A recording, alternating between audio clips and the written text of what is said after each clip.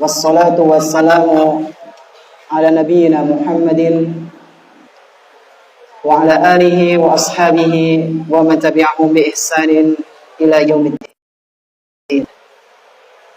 Alhamdulillah, segala puji bagi Allah Subhanahu wa taala, di mana Dia telah memberikan kepada kita semuanya nikmat yang begitu banyak. Dan di antara kenikmatan-kenikmatan yang telah Allah Subhanahu wa taala berikan kepada kita, yaitu berupa sehat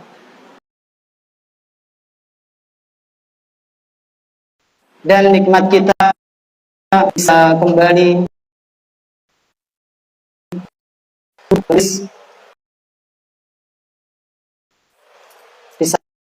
Allah Subhanahu wa taala yang kita coba pada kesempatan berbahagia kali ini kita akan melanjutkan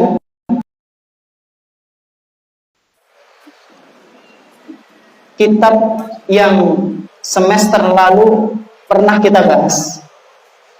Kitab yang berisi tentang hadis-hadis yang membahas mengenai akhlak. Kitab yang mana penuh dengan faidah ilmu yang berdasarkan dengan Al-Quran, Sunnah, dan juga perkataan para sahabat.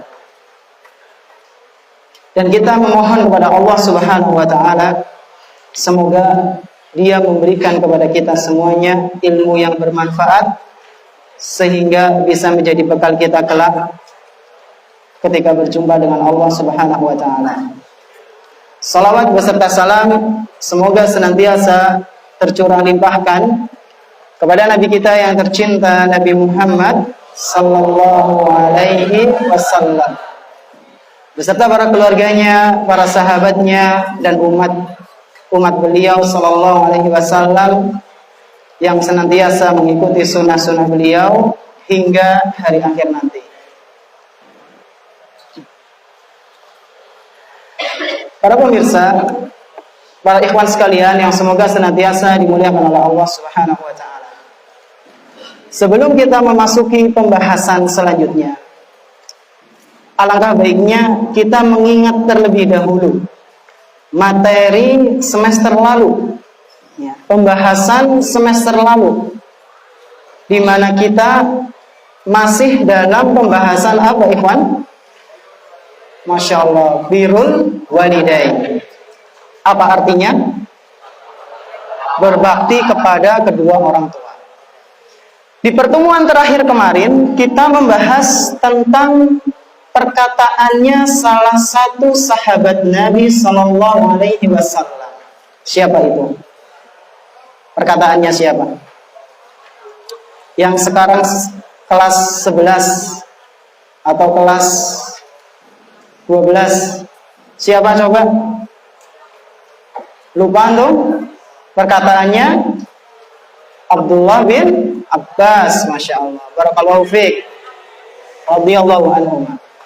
Di mana di situ disebutkan bahwasanya perkataannya beliau ini dibawakan oleh Allah. Ada seorang laki-laki yang curhat kepada Abdullah bin Abbas. Curhat apa itu? Curhat karena telah membunuh seorang wanita. Kenapa dia sampai membunuh seorang wanita? Karena cintanya ditolak. Jadi ceritanya, ikhwan, laki-laki ini menyukai seorang wanita. Lalu dia mencoba melamar wanita tersebut. Akan tetapi cintanya apa? Ditolak. Nah, kemudian ada laki-laki lain melamar perempuan tadi. Dan laki-laki itu diterima oleh perempuan tersebut. Dan kabar itu sampai kepada laki-laki yang ditolak cintanya. Lalu laki-laki yang ditolak cintanya ini mendatangi perempuan tersebut lalu membunuh perempuan itu. Karena apa? Karena cemburu. Apakah laki-laki itu menyesal, ikhwan?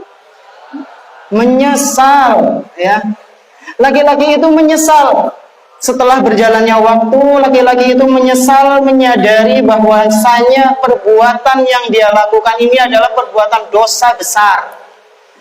Maka dia mendatangi Abdullah bin Abbas, salah seorang ulama pada saat itu. Lalu dia curhat, wahai Ibnu Abbas, aku telah demikian dan demikian. Aku melamar seorang wanita, tapi wanita itu menolakku. Lalu aku bunuh dia. Kenapa? Karena ada laki-laki lain malah diterima. Ya mungkin karena kurang good looking, ya. Mungkin, ya, karena nggak tahu. Ya mungkin, atau mungkin ya kurang enak dipandang, walau alam. Akhirnya dia curhat kepada siapa? Ibnu Abbas. Nah, kemudian Ibnu Abbas mengatakan, apakah kamu masih punya ibu? Apakah orang tuamu masih hidup? Ya. Lalu kata dia apa? Nggak punya. Sudah meninggal semua. Lalu kata Ibnu Abbas, ya udah, taubat, perbanyak amal soleh. Nah, kemudian salah seorang tabi'in ini bertanya kepada Ibnu Abbas yang bernama Atha. Wahai Ibnu Abbas, kenapa tadi kamu menanyakan tentang orang tuanya? Apakah masih hidup atau tidak? Kenapa? Kemudian kata Ibnu Abbas, sesungguhnya aku tidaklah melihat ada sebuah dosa besar yang bisa dihancurkan kecuali dengan berbakti kepada orang tua. Jadi inti pembahasannya adalah berbakti kepada orang tua itu bisa menghancurkan dosa-dosa besar. Itu intinya. Nah, pada kesempatan yang berbahagia kali ini kita akan melanjutkan asar yang selanjutnya. Asar itu apa, ikhwan?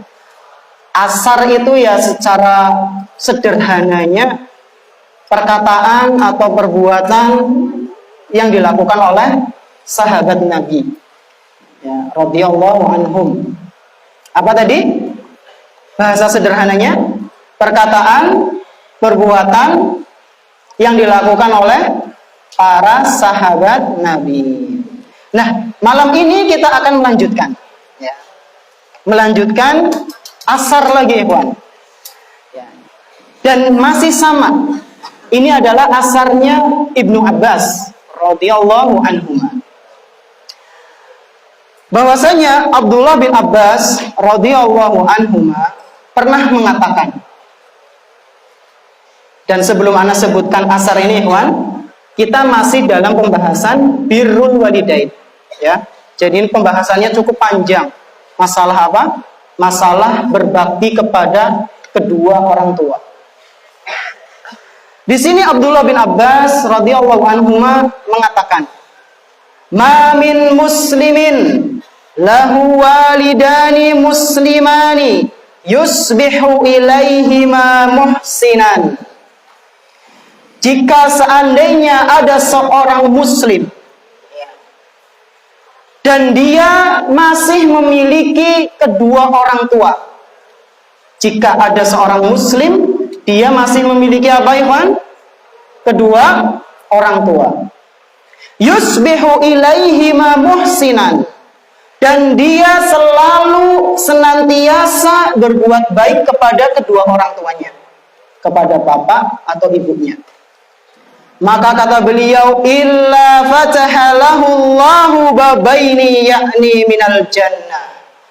Niscaya Allah Subhanahu wa taala akan bukakan dua pintu surga bagi orang tersebut.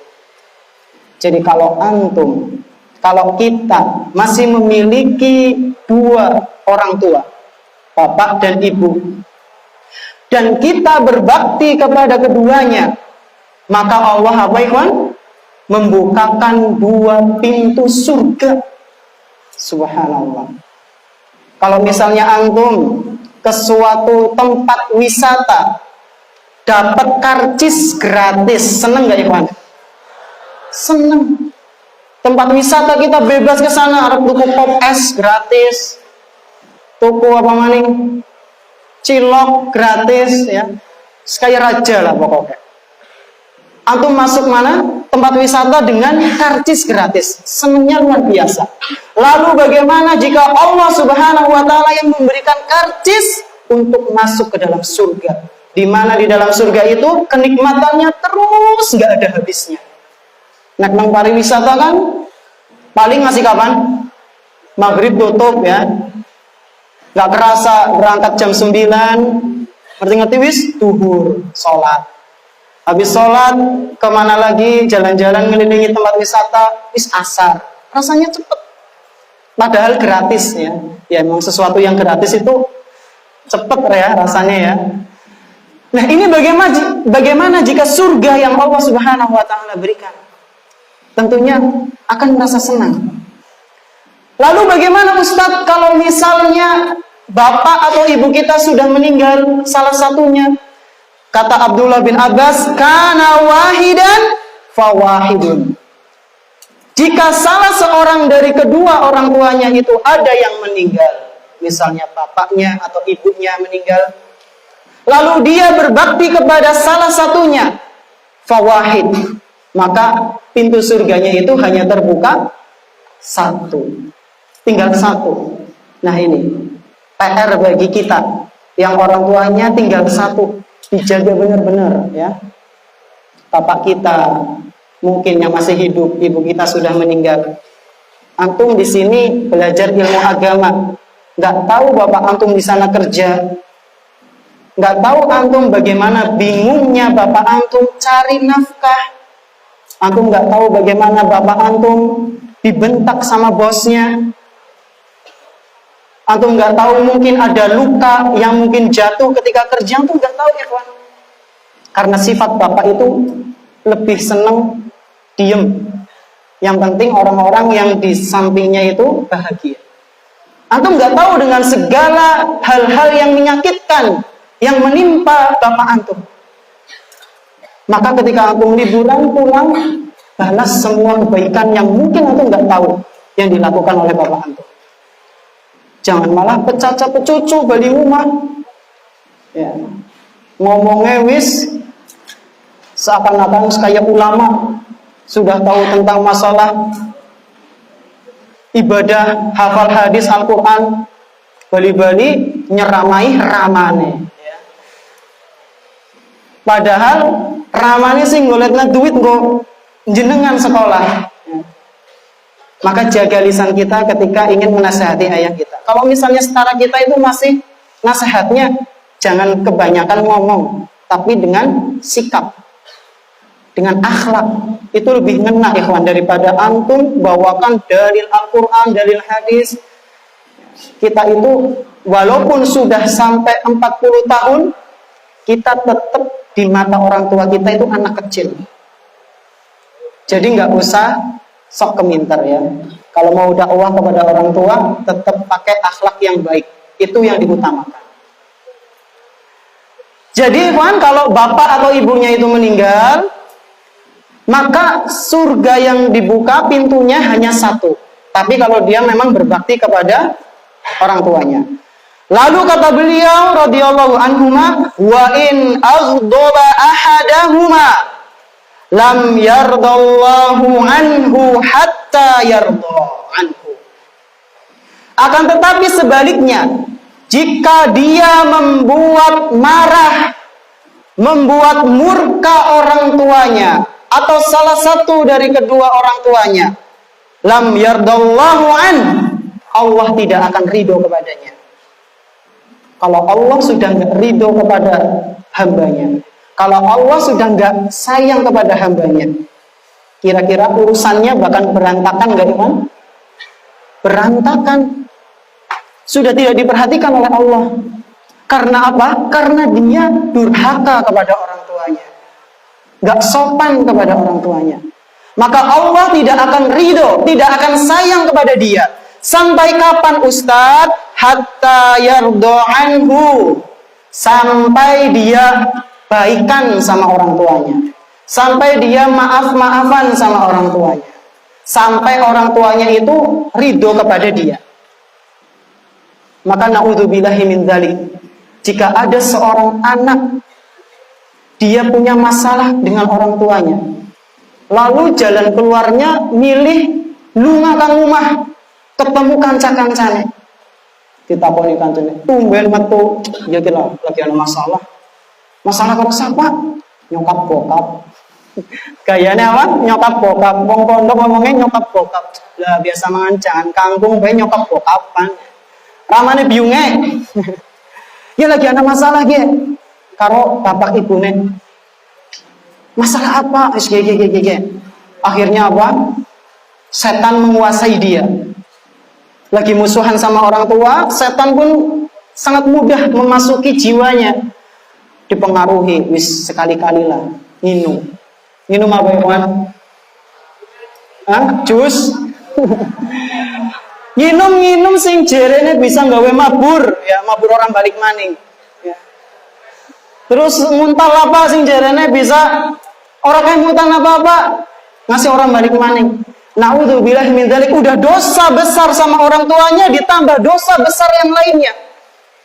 Hingga pada akhirnya ketika sudah berapa hari enggak baikan sama orang tua, Allah cabut nyawanya dengan cara yang naas, yang ngeri. Contohnya Ustadz, keterlindes truk, ya, nabrak lampu merah hijau, ya, atau keselak pas lagi minum, keselak watuk bayi ngasih sejam, ya, ngasih akhirnya mati, ya, dan dia mati dalam keadaan apa? Tukaran karo wong tuane. Kira-kira ketika dia mati, Allah ridho nggak ya Pak? Enggak. Maka kalau antum lagi misalnya ada masalah sama orang tua, sabar, disabar-sabari, wudu, kemudian sholat sunnah mutlak, dan jangan melakukan hal-hal yang dimurkai oleh Allah Subhanahu Wa Taala. Jangan. Antum sabar. Kemudian kalau antum sudah merasa tenang, baru antum dekati orang tua, minta maaf, jangan gengsi. Ya. Minta maaf ya kawan. Ustaz wong tuane ngesuhi kok. Ngesuhine wong tuane antum sama kasih sayangnya itu jauh lebih besar daripada gawe gelane ikhwan. Kebaikan orang tua antum yang telah mereka berikan kepada antum itu jauh lebih besar daripada 1-2 kesalahan yang pernah dilakukan oleh mereka berdua.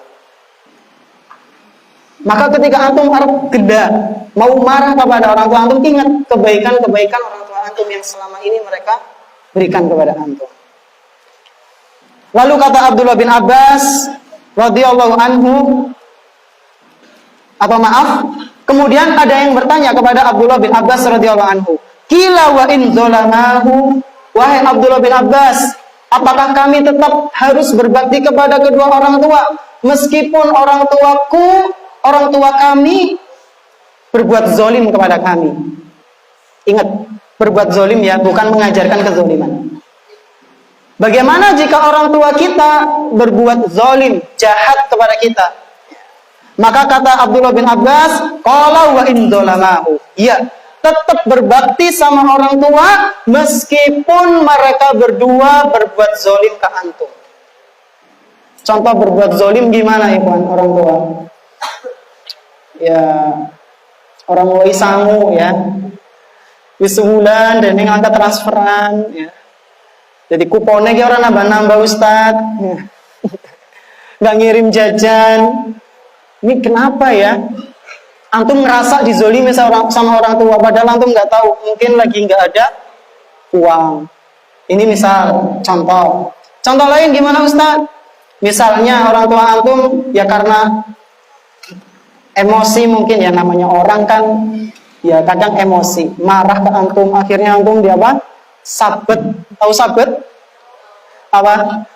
Ya dipentung, dipukul sama sapu lidi misalnya. Sholat maghrib bal-balan bae, bet. Ya. Berapa ke rumah apa? Assalatu wassalamu alaih. Sudah apa? Sudah bunyi tanda-tanda mau azan. Isi bal-balan bae. Akhirnya dia apa? Jemput ke lapangan, jewer sekang lapangan ngasih umah nggo tontonan nang kancane. Lah jeneng kayak wedhus. Kan ini kan malu, terus merasa dizolimi sama orang tua. Antum tetap taat sama orang tua. Beda halnya ketika orang tua menyuruh untuk berbuat zolim. Contohnya apa Ustaz? Contohnya antum mau Jumatan, terus sama orang tua, oke, selesai Jumatan, anak tuku kayak bayar, tuku beras, tapi Pak gue sarap komat, ya, yang tanggih turu gitu. Niki pada komat niki Pak, selesai Jumatan gitu, tuku beras gitu, Bapak gue sengelih banget. Bapak kalau Jumatan, antum ikut nggak Jumatan nggak? Apa tuku beras? Tuku beras apa sholat Jumat? Sholat Jumat. Kenapa? Karena menyuruh dalam kezoliman. Apa kezolimannya Ustaz? Merintahkan orang Jumatan. Ini jangan ditaati. Tapi menolaknya dengan cara yang benar ya. Asar ini diriwayatkan oleh Imam Bukhari dalam kitab Adabul Mufrad. Ikhwan sekalian rahimani wa rahimakumullah. Jadi perlu diingat bahwasanya jangan sampai kita durhaka kepada orang tua, terutama kepada ibu. Ya. Di sini Syekh Abdul Razak, Syekh Abdul Muhsin, ana lupa. Syekh Abdul Razak hafizahullah taala memberikan penjelasan atau memberikan catatan dengan mengatakan fa'alaihi alla yaltafit ila khata'il walidaini. Hendaknya seorang hamba itu tidak mengingat-ingat kesalahan orang tuanya. Bal yajibu alaihi an yatadzakkar al-ma'ruf al-'azima wal ihsan al-kabir alladhi hasala lahu min walidayhi. Bahkan seharusnya seorang hamba itu senantiasa mengingat-ingat kebaikan yang pernah dilakukan oleh kedua orang tuanya. Baik itu kebaikan yang kecil sampai yang besar. Itu seharusnya yang dilakukan oleh seorang hamba. Bukan malah ingat-ingat kesalahannya. Wa minal walidati 'alal wajhil akhas. Terlebih lagi kepada ibu. Kata beliau, kata Syekh Abdul Razak hafizahullah taala, terlebih lagi kepada ibu. Kita harus lebih mengingat kebaikan beliau. Kita harus lebih mengingat hal-hal yang dulu pernah beliau berikan kepada kita. Dan harusnya kita melupakan kesalahan-kesalahan ibu kita. Wa alla yunsa hadzal ma'ruf al-'azim bisababi khata'in aw isnaini aw salasatin min walidayhi. Dan harusnya kita jangan tersibukkan dengan dosa-dosa orang tua kita, atau satu kesalahan, dua, tiga kesalahan. Jangan kita sibukkan dengan kesalahan mereka, tapi sibukkan dengan mengingat kebaikan-kebaikan orang tua kita, terlebih lagi ibu kita, agar kita itu tidak sembrono sama orang tua kita. Sekali lagi ikhwan, ingat, kesalahan yang dilakukan oleh orang tua kita itu lebih kecil daripada kebaikan yang telah orang tua kita lakukan kepada kita. Bahkan saking besarnya, saking agungnya kebaikan yang pernah dilakukan oleh kedua orang tua kita, terlebih lagi kepada ibu, terlebih lagi ibu kita, itu tidak akan bisa dibalas oleh seorang anak, kecuali jika orang tua kita menjadi budak, lalu apa? Dimerdekakan. Itu baru bisa apa? Antum bisa ternilai telah membalas seluruh kebaikan orang tua. Budak sama pembantu beda nggak ya, Pak?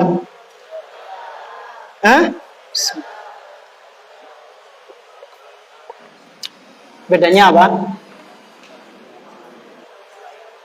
Bedanya apa? Pembantu dibayar, kalau budak Enggak. Ya bisa lah diterima. Ada jawaban lain? Antum? Hah? Antum, Rama? Bedanya budak sama pembantu apa?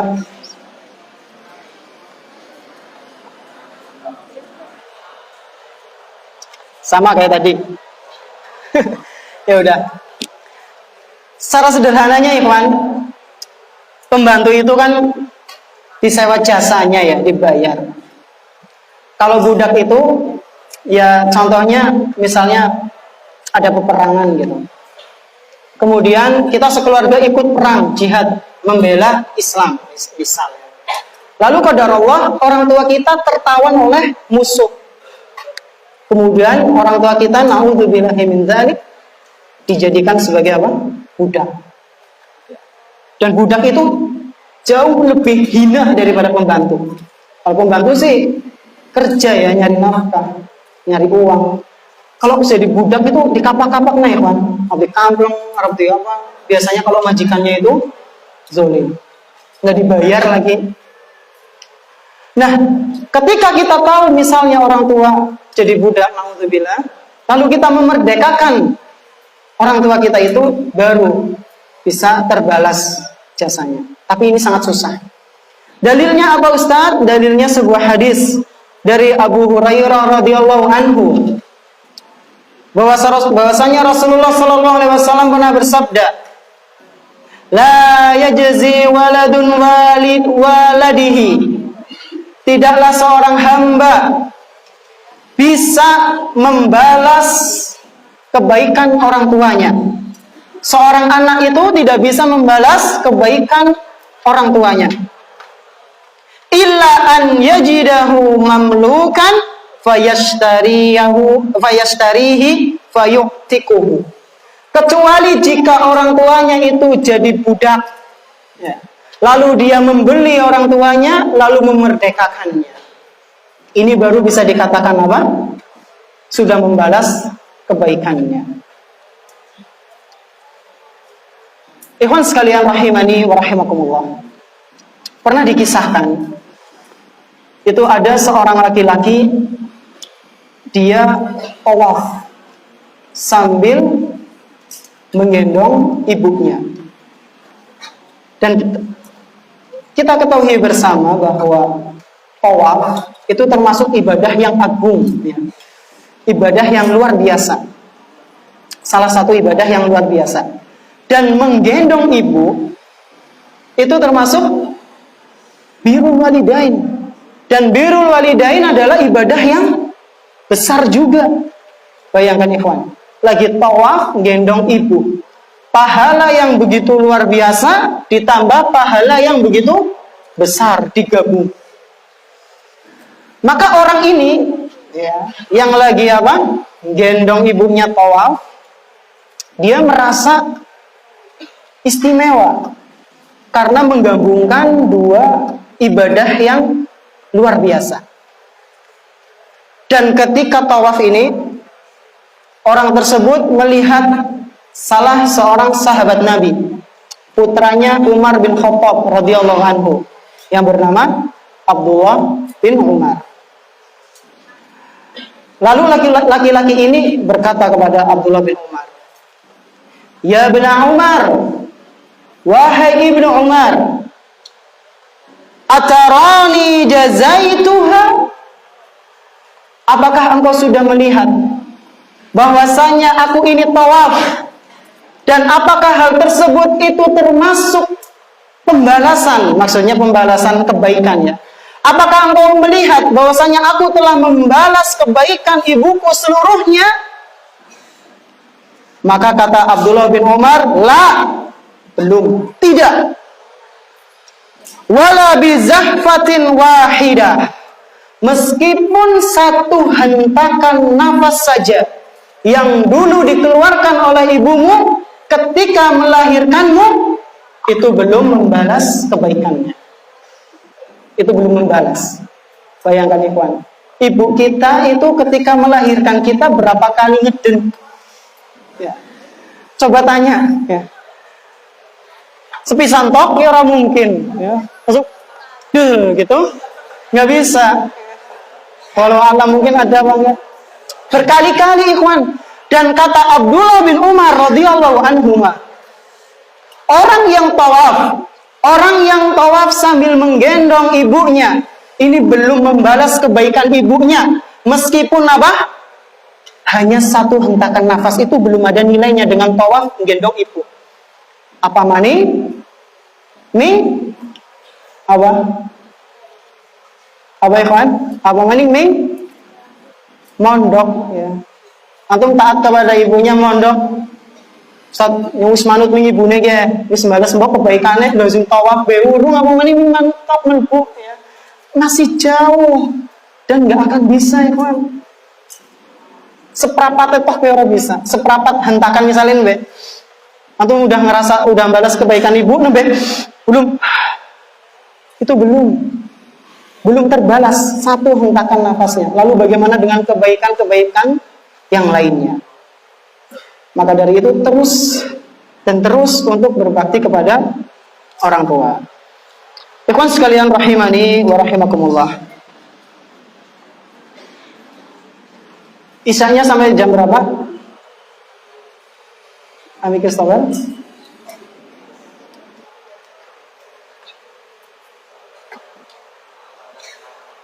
18.56.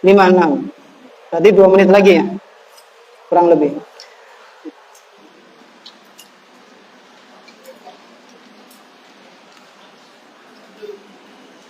Mungkin kita cukupkan sampai sini, Pak. Apakah ada yang perlu ditanyakan? Sebenarnya ini masih ada asar satu lagi, namun cukup panjang karena sudah mau masuki waktu Isya. Kita cukupkan sampai di sini. Jadi kesimpulannya apa, Ikhwan?